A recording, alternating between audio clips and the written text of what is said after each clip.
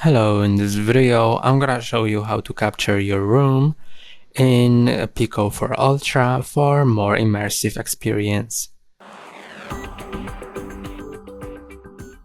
To capture your room, go to the Control Center, then Settings, then Room Capture, and now click on Setup. Welcome to Room Capture. Then click on Start. Look around to scan as many walls as possible. And now you should look around to scan walls and objects that you have around yourself. And when it's done, you can click on Continue. Auto setup complete. You can choose to add more walls or furniture, or complete setup and quit.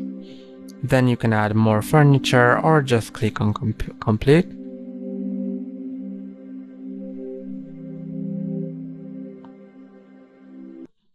And now your room is saved. And it should be in Settings. You can delete it or clear room data or just leave it like that. So it will enable those more immersive experiences with simulated collision and occlusion effects. That's all for today. Don't forget to like and subscribe. See you next time.